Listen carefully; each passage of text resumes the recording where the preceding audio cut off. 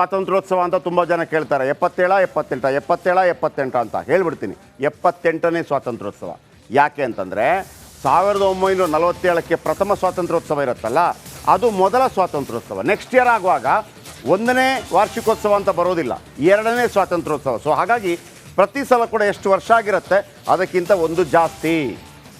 ಇದು ಹುಟ್ಟದ ಹಬ್ಬದ ರೀತಿ ಅಲ್ಲ. ಮಗು ಹುಟ್ಟಿದಾಗ 1 ವರ್ಷ ಆದಾಗ 1ನೇ ಹುಟ್ಟದ ಹಬ್ಬ ಆಚರಿಸ್ತೀವಿ. ಇದು ಹಾಗಲ್ಲ, ಮೊದಲ ಸ್ವಾತಂತ್ರ್ಯೋತ್ಸವ 2ನೇ ಸ್ವಾತಂತ್ರ್ಯೋತ್ಸವ ಆ ಥರ. ನಾಳೆ 78ನೇ ಸ್ವಾತಂತ್ರ್ಯೋತ್ಸವದ ಸಂಭ್ರಮಾಚರಣೆ. ಕೆಂಪುಕೋಟೆ ಮುಂಭಾಗ ಸಂಭ್ರಮಾಚರಣೆ ಸಿದ್ಧತೆ. 20 ರಿಂದ 25 ಸಾವಿರ ಅತಿಥಿಗಳು ಕಾರ್ಯಕ್ರಮಕ್ಕೆ ಭಾಗಿ. 6 ಸುತ್ತಿನ ಕೋಟೆಯಾಗಿ ದೆಹಲಿ ಕೆಂಪುಕೋಟೆಗೆ ಭದ್ರತೆಯನ್ನು ಒದಗಿಸಲಾಗಿದೆ. 3,000 ಟ್ರಾಫಿಕ್ ಪೊಲೀಸರು, 10,000 ಭದ್ರತಾ ಸಿಬ್ಬಂದಿ, ವಿಶೇಷ ಭದ್ರತಾ ತಂಡಗಳನ್ನು ಭದ್ರತೆಗೆ ನಿಯೋಜನೆ ಮಾಡಲಾಗಿದೆ. ಕೆಂಪುಕೋಟೆ ಸುತ್ತಮುತ್ತ 2,000 CCTV ಅಳವಡಿಕೆ. ನಾಳೆ ಬೆಳಗಿನಿಂದ ರಿಪಬ್ಲಿಕ್ ಕನ್ನಡದಲ್ಲಿ ನಿರಂತರವಾಗಿ ಇದರ ಮಾಹಿತಿಗಳನ್ನು ಕೊಡ್ತಾ ಹೋಗ್ತೀವಿ. ಮತ್ತೊಮ್ಮೆ ಹೇಳ್ತಾ ಇದ್ದೀನಿ, 78ನೇ 1947ರಲ್ಲಿ ಫಸ್ಟ್ ಟೈಮ್ ಆಗುತ್ತಲ್ಲ, ಆಗ ಮೊದಲ ಸ್ವಾತಂತ್ರ್ಯ ಸಂಭ್ರಮಾಚರಣೆ. ನಿಮಗೆ ವಾರ್ಷಿಕೋತ್ಸವ ಅಂತಂದರೆ 77 ವರ್ಷಗಳು ಕಳೆಯಿತು ಅಂತ. ನಾವು ಪ್ರಥಮ ಸ್ವಾತಂತ್ರ್ಯೋತ್ಸವ 1 ವರ್ಷ ಕಳೆದ ನಂತರ 2ನೇ ಸ್ವಾತಂತ್ರ್ಯೋತ್ಸವ 3. ಹಾಗಾಗಿ 78, ನಾಟ್ 77, 78ನೇ ಸ್ವಾತಂತ್ರ್ಯೋತ್ಸವ.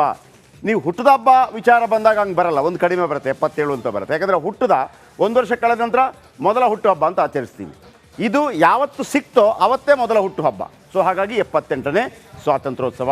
700ಕ್ಕೂ ಹೆಚ್ಚು ಆರ್ಟಿಫಿಷಿಯಲ್ ಇಂಟೆಲಿಜೆನ್ಸ್ ತಂತ್ರಜ್ಞಾನದ ಕ್ಯಾಮರಾ ಅಳವಡಿಕೆ. ಸ್ವಾತಂತ್ರ್ಯ ದಿನಾಚರಣೆ ವೀಕ್ಷಿತ್ ಭಾರತ್ ಕಲ್ಪನೆಯಲ್ಲಿ ಆಚರಣೆ. 11ನೇ ಬಾರಿಗೆ ಧ್ವಜಾರೋಹಣ ಮಾಡ್ತಾ ಇದ್ದಾರೆ ನರೇಂದ್ರ ಮೋದಿ ಅವರು. ನಾಳೆ ಸ್ವಾತಂತ್ರ್ಯೋತ್ಸವಕ್ಕೆ 200 ಕನ್ನಡಿಗರು ಕೂಡ ಅದರಲ್ಲಿ ಭಾಗಿಯಾಗ್ತಾರೆ.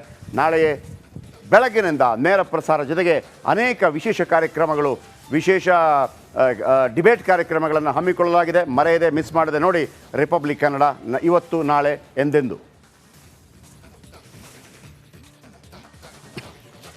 ಇನ್ನು ನಿಮಗೆ ಗೊತ್ತಿದೆ, ಅರುಣ್ ಯೋಗಿರಾಜ್. ಯಾರು ಅರುಣ್ ಯೋಗಿರಾಜ್?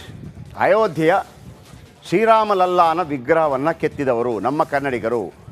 3 ವಿಗ್ರಹಗಳು ಆರಂಭದಲ್ಲಿ ಆಯ್ಕೆಯಾಗಿತ್ತು. ರಾಜಸ್ಥಾನದ್ದೊಂದು, ಕರ್ನಾಟಕದ 2. ಅದರಲ್ಲಿ ಯೋಗಿ ಅವರ ವಿಗ್ರಹ ಆಯ್ಕೆ ಆಗಿತ್ತು.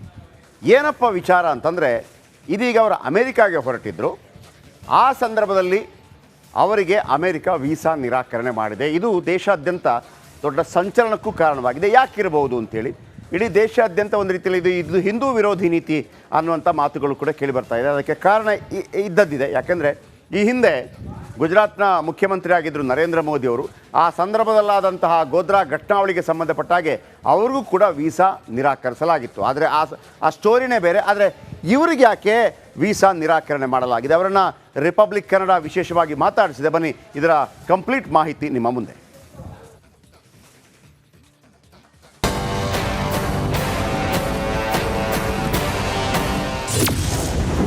ವಿಶ್ವ ಗೆದ್ದ ಕನ್ನಡಿಗನಿಗೆ ಭಾರಿ ಅವಮಾನ. ರಾಮಶಿಲ್ಪಿಗೆ ಅಮೆರಿಕ ವೀಸಾ ನಿರಾಕರಣೆ. ರಾಮ ಮಂದಿರ ನಿರ್ಮಾಣದ ಶತಮಾನಗಳ ಕನಸು ನನಸಾಗಿದ್ದು, ಕೋಟ್ಯಾಂತರ ಭಕ್ತರು ಅಯೋಧ್ಯೆಯಲ್ಲಿ ರಾಮಲಲ್ಲನ ದರ್ಶನ ಪಡೆದಿದ್ದಾರೆ. ಈ ರಾಮಲಲ್ಲ ವಿಗ್ರಹ ಕೆತ್ತಿದ್ದು ನಮ್ಮ ಮೈಸೂರಿನ ಶಿಲ್ಪಿ ಅರುಣ್ ಯೋಗಿರಾಜ್ ಅನ್ನೋದು ಕನ್ನಡಿಗರಿಗೆ ಹೆಮ್ಮೆಯ ವಿಚಾರ. ಆದರೆ ರಾಮಶಿಲ್ಪಿಗೆ ಅಮೆರಿಕ ವೀಸಾ ನಿರಾಕರಿಸುವ ಮೂಲಕ ಈಗ ಅವಮಾನ ಆಗಿದೆ. ಹಿಂದೂಗಳ ಹೃದಯಾಗಿದ್ದ ವಿಶ್ವವಿಖ್ಯಾತ ಶಿಲ್ಪಿಗೆ ಅಮೆರಿಕದಿಂದ ಅವಮಾನ ಆಗಿದೆ. ಅಮೆರಿಕದಲ್ಲಿರುವ ಕನ್ನಡಿಗರು ನಡೆಸುವ 12ನೇ ವಿಶ್ವ ಅಕ್ಕ ಸಮ್ಮೇಳನದ ಮುಖ್ಯ ಅತಿಥಿಯಾಗಿ ಅರುಣ್ ಯೋಗಿರಾಜ್ರನ್ನ ಆಹ್ವಾನಿಸಲಾಗಿತ್ತು. ಹೀಗಾಗಿ ವೀಸಾಗೆ ಅರ್ಜಿ ಹಾಕಿದ್ರು. ವೀಸಾ ಅರ್ಜಿಯಲ್ಲೂ ದೋಷವಿಲ್ವಂತೆ. ಆದರೆ ಯಾವುದೇ ಕಾರಣಕ್ಕೂ ವೀಸಾ ನೀಡಲು ಅಮೆರಿಕ ನಿರಾಕರಿಸಿದೆ.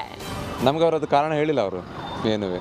ಓಕೆ, ಯಾವಾಗ ಅಪ್ಲೈ ಮಾಡಿದ್ರಿ ಸರ್? ಎಷ್ಟು ದಿನಕ್ಕೆ ಯಾವ ಪ್ರೋಗ್ರಾಮ್ ಅಟೆಂಡ್ ಮಾಡಕ್ಕೆ ಹೋಗಿದ್ರೆ ಗೌರ್ಮೆಂಟ್ ಕರ್ಸ್ಕೊಂಡಿದ್ದ ಅದು ಬೇರೆಯವರು ಅಂತ? ಇಲ್ಲ, ಒಂದು ಅಕ್ಕ ಸಮ್ಮೇಳನದವರು ಮುಖ್ಯ ಅತಿಥಿಯಾಗಿ ಬರಲಿಕ್ಕೆ ಹೇಳಿದರು. ಆ ವಿಷಯವಾಗಿ ನಾವು ವೀಸಾಗೆ ಅಪ್ಲೈ ಮಾಡಿದ್ವಿ. ಡೆಲ್ಲಿಲಿ ಅದು ನಮಗೆ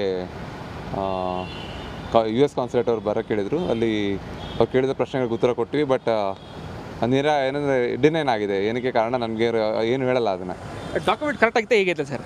ನಮ್ಮ ಕಡೆಯಿಂದ ಡಾಕ್ಯುಮೆಂಟ್ ಎಲ್ಲ ಸರಿ ಇದೆ ಸರ್. ನಮ್ಮ IT ರಿಟರ್ನ್ಸ್ ಇರ್ಬೋದು, ಬ್ಯಾಂಕ್ ಬ್ಯಾಲೆನ್ಸ್ ಇರ್ಬೋದು, ಅವ್ರು ಕೇಳಿದೆಲ್ಲ ಮಾಹಿತಿನೂ ಕೊಟ್ಟಿದ್ದೀವಿ, ಎಲ್ಲ ಇದೆ. ಬಟ್ ಕಾರಣ ಗೊತ್ತಿಲ್ಲ. ಇದು ಏನು ವೀಸಾನು ರಿಜೆಕ್ಟ್ ಮಾಡಿದ್ದು, ಅವರು ನಮ್ಮ ಅಕ್ಕ ಸಮ್ಮೇಳನಕ್ಕೆ ಹೋಗಬೇಕಾಗಿತ್ತು ಅಮೇರಿಕಾಗೆ, ಅದಕ್ಕಾಗಿ ಅವರು ವೀಸಾ ಅರ್ಜಿ ಹಾಕಿದ್ರು. ಆದರೆ ಎಂಬಸಿಯಿಂದ ರಿಜೆಕ್ಷನನ್ನು ಕೊಟ್ಟಿದ್ದಾರೆ. ಸೊ ಅದೇನದೇ ವಿಷಯನೂ ಸರಿಯಾಗಿ ತಿಳ್ಕೊಂಡು ಅದಕ್ಕೆ ಸಂಬಂಧಪಟ್ಟಿರೋ ಏನೋ ಮಿನಿಸ್ಟ್ರಿ ಇದೆ ಅದ್ರ ಜೊತೆ ಚರ್ಚೆ ಮಾಡಿಕೊಂಡು ಹೇಗೆ ಮುಂದುವರಿಬೇಕು ಅಂತ ನಾವು ನೋಡ್ತೀವಿ. ಸರ್ ಅರುಣ್ ಅವ್ರ ಜೊತೆ ಮಾತಾಡಿದ್ರೆ ಸರ್ ಅಂತ ಮಾತಾಡಾಗಿದೆ, ಎಲ್ಲ ವಿಷಯನೂ ಹೇಳಿದ್ದಾರೆ. ಯಾವುದೇ ಕಾರಣ ಇಲ್ಲದೇ ರಿಜೆಕ್ಟ್ ಮಾಡಿದ್ದಾರೆ ಅಂತ ಹೇಳಿದರು. ಸೊ ಅದಕ್ಕಾಗಿ ನಾನು ಇದು ಏನು ಸಂಬಂಧಪಟ್ಟಿರೋ ಮಿನಿಸ್ಟ್ರಿ ಜೊತೆ ತಗೋತೀನಿ. ಬಾಂಗ್ಲಾದೇಶದಲ್ಲಿ ಇತ್ತೀಚೆಗೆ ನಡೆದ ದಂಗೆಯಲ್ಲಿ ಅಮೆರಿಕದ ಕೈವಾಡ ಶಂಕಿಸಲಾಗಿದೆ. ಇದೇ ರೀತಿ ಅಮೆರಿಕ ಕೂಡ ಭಾರತ ವಿರೋಧಿ ನೀತಿ ಅನುಸರಿಸ್ತಾ ಇದೆಯಾ ಅನ್ನೋ ಅನುಮಾನ ಇತ್ತೀಚೆಗೆ ಬಲವಾಗಿದೆ. Bureau report, Republic Kannada.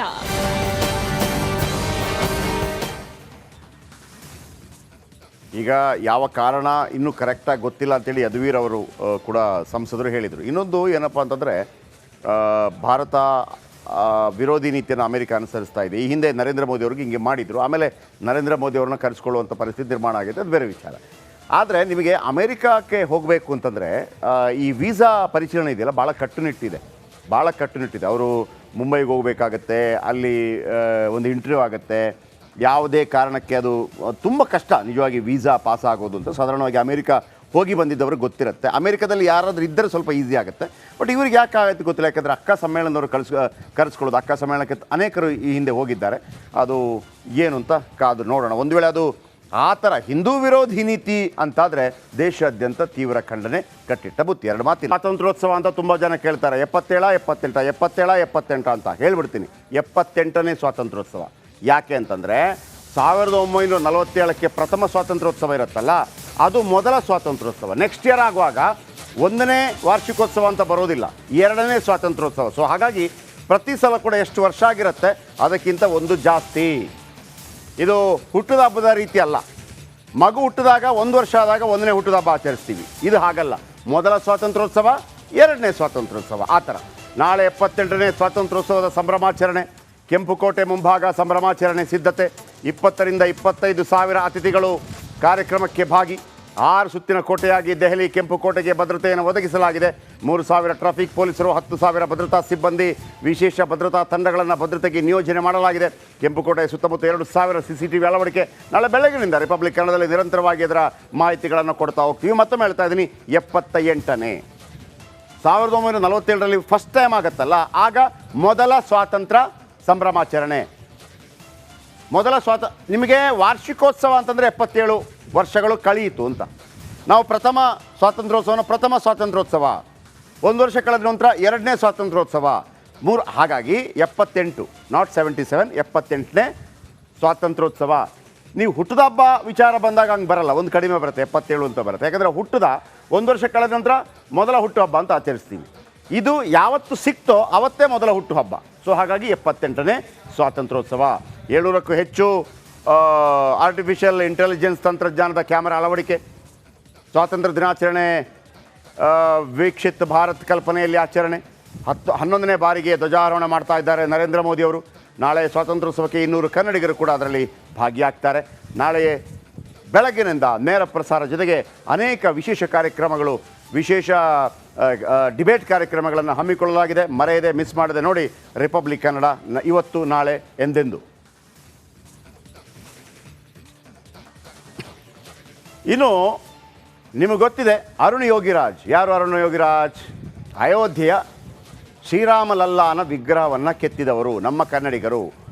3 ವಿಗ್ರಹಗಳು ಆರಂಭದಲ್ಲಿ ಆಯ್ಕೆಯಾಗಿತ್ತು. ರಾಜಸ್ಥಾನದ್ದೊಂದು, ಕರ್ನಾಟಕದ 2. ಅದರಲ್ಲಿ ಯೋಗಿ ಅವರ ವಿಗ್ರಹ ಆಯ್ಕೆ ಆಗಿತ್ತು. ಏನಪ್ಪ ವಿಚಾರ ಅಂತಂದರೆ, ಇದೀಗ ಅವರು ಅಮೇರಿಕಾಗೆ ಹೊರಟಿದ್ದರು. ಆ ಸಂದರ್ಭದಲ್ಲಿ ಅವರಿಗೆ ಅಮೇರಿಕ ವೀಸಾ ನಿರಾಕರಣೆ ಮಾಡಿದೆ. ಇದು ದೇಶಾದ್ಯಂತ ದೊಡ್ಡ ಸಂಚಲನಕ್ಕೂ ಕಾರಣವಾಗಿದೆ. ಯಾಕಿರಬಹುದು ಅಂತೇಳಿ ಇಡೀ ದೇಶಾದ್ಯಂತ ಒಂದು ರೀತಿಯಲ್ಲಿ ಇದು ಹಿಂದೂ ವಿರೋಧಿ ನೀತಿ ಅನ್ನುವಂಥ ಮಾತುಗಳು ಕೂಡ ಕೇಳಿಬರ್ತಾ ಇದೆ. ಅದಕ್ಕೆ ಕಾರಣ ಇದ್ದದ್ದಿದೆ. ಯಾಕೆಂದರೆ ಈ ಹಿಂದೆ ಗುಜರಾತ್ನ ಮುಖ್ಯಮಂತ್ರಿ ಆಗಿದ್ದರು ನರೇಂದ್ರ ಮೋದಿ ಅವರು. ಆ ಸಂದರ್ಭದಲ್ಲಾದಂತಹ ಗೋಧ್ರಾ ಘಟನಾವಳಿಗೆ ಸಂಬಂಧಪಟ್ಟ ಹಾಗೆ ಅವ್ರಿಗೂ ಕೂಡ ವೀಸಾ ನಿರಾಕರಿಸಲಾಗಿತ್ತು. ಆದರೆ ಆ ಸ್ಟೋರಿನೇ ಬೇರೆ. ಆದರೆ ಇವ್ರಿಗೆ ಯಾಕೆ ವೀಸಾ ನಿರಾಕರಣೆ ಮಾಡಲಾಗಿದೆ, ಅವರನ್ನು ರಿಪಬ್ಲಿಕ್ ಕನ್ನಡ ವಿಶೇಷವಾಗಿ ಮಾತಾಡಿಸಿದೆ. ಬನ್ನಿ, ಇದರ ಕಂಪ್ಲೀಟ್ ಮಾಹಿತಿ ನಿಮ್ಮ ಮುಂದೆ.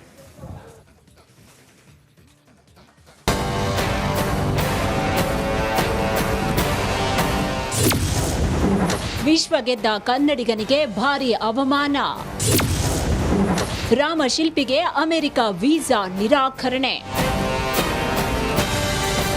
ರಾಮ ಮಂದಿರ ನಿರ್ಮಾಣದ ಶತಮಾನಗಳ ಕನಸು ನನಸಾಗಿದ್ದು, ಕೋಟ್ಯಾಂತರ ಭಕ್ತರು ಅಯೋಧ್ಯೆಯಲ್ಲಿ ರಾಮಲಲ್ಲನ ದರ್ಶನ ಪಡೆದಿದ್ದಾರೆ. ಈ ರಾಮಲಲ್ಲ ವಿಗ್ರಹ ಕೆತ್ತಿದ್ದು ನಮ್ಮ ಮೈಸೂರಿನ ಶಿಲ್ಪಿ ಅರುಣ್ ಯೋಗಿರಾಜ್ ಅನ್ನೋದು ಕನ್ನಡಿಗರಿಗೆ ಹೆಮ್ಮೆಯ ವಿಚಾರ. ಆದರೆ ರಾಮಶಿಲ್ಪಿಗೆ ಅಮೆರಿಕ ವೀಸಾ ನಿರಾಕರಿಸುವ ಮೂಲಕ ಈಗ ಅವಮಾನ ಆಗಿದೆ. ಹಿಂದೂಗಳ ಹೃದಯಾಗಿದ್ದ ವಿಶ್ವವಿಖ್ಯಾತ ಶಿಲ್ಪಿಗೆ ಅಮೆರಿಕದಿಂದ ಅವಮಾನ ಆಗಿದೆ. ಅಮೆರಿಕದಲ್ಲಿರುವ ಕನ್ನಡಿಗರು ನಡೆಸುವ 12ನೇ ವಿಶ್ವ ಅಕ್ಕ ಸಮ್ಮೇಳನದ ಮುಖ್ಯ ಅತಿಥಿಯಾಗಿ ಅರುಣ್ ಯೋಗಿರಾಜ್ರನ್ನ ಆಹ್ವಾನಿಸಲಾಗಿತ್ತು. ಹೀಗಾಗಿ ವೀಸಾಗೆ ಅರ್ಜಿ ಹಾಕಿದ್ರು. ವೀಸಾ ಅರ್ಜಿಯಲ್ಲೂ ದೋಷವಿಲ್ವಂತೆ. ಆದರೆ ಯಾವುದೇ ಕಾರಣಕ್ಕೂ ವೀಸಾ ನೀಡಲು ಅಮೆರಿಕ ನಿರಾಕರಿಸಿದೆ. ನಮ್ಗೆ ಅವರದ್ದು ಕಾರಣ ಹೇಳಿಲ್ಲ ಅವರು ಏನುವೆ. ಓಕೆ, ಹಾಂ, ಯಾವಾಗ ಅಪ್ಲೈ ಮಾಡಿದ್ರಿ ಸರ್? ಎಷ್ಟು ದಿನಕ್ಕೆ ಹೋಗಿ ಯಾವ ಪ್ರೋಗ್ರಾಮ್ ಅಟೆಂಡ್ ಮಾಡಕ್ಕೆ ಹೋಗಿದ್ರೆ ಗೌರ್ಮೆಂಟ್ ಕರ್ಸ್ಕೊಂಡಿದ್ದ ಅಥವಾ ಬೇರೆಯವರು ಅಂತ? ಇಲ್ಲ, ಒಂದು ಅಕ್ಕ ಸಮ್ಮೇಳನದವರು ಮುಖ್ಯ ಅತಿಥಿಯಾಗಿ ಬರಲಿಕ್ಕೆ ಹೇಳಿದರು. ಆ ವಿಷಯವಾಗಿ ನಾವು ವೀಸಾಗೆ ಅಪ್ಲೈ ಮಾಡಿದ್ವಿ. ಡೆಲ್ಲೀಲಿ ಅದು ನಮಗೆ US ಕಾನ್ಸುಲೇಟ್ ಅವರು ಬರೋಕ್ಕೆ ಹೇಳಿದರು. ಅಲ್ಲಿ ಅವ್ರು ಕೇಳಿದ ಪ್ರಶ್ನೆಗಳಿಗೆ ಉತ್ತರ ಕೊಟ್ವಿ. ಬಟ್ ಏನಂದರೆ ಡಿನೈನ್ ಆಗಿದೆ. ಏನಕ್ಕೆ ಕಾರಣ ನನಗೆ ಏನು ಹೇಳಲ್ಲ ಅದನ್ನು. ಡಾಕ್ಯುಮೆಂಟ್ ಕರೆಕ್ಟ್ ಆಗಿದೆ ಹೇಗಿದೆ ಸರ್? ನಮ್ಮ ಕಡೆಯಿಂದ ಡಾಕ್ಯುಮೆಂಟ್ ಎಲ್ಲ ಸರಿ ಇದೆ ಸರ್. ನಮ್ಮ IT ರಿಟರ್ನ್ಸ್ ಇರ್ಬೋದು, ಬ್ಯಾಂಕ್ ಬ್ಯಾಲೆನ್ಸ್ ಇರ್ಬೋದು, ಅವ್ರು ಕೇಳಿದೆಲ್ಲ ಮಾಹಿತಿನೂ ಕೊಟ್ಟಿದ್ದೀವಿ, ಎಲ್ಲ ಇದೆ.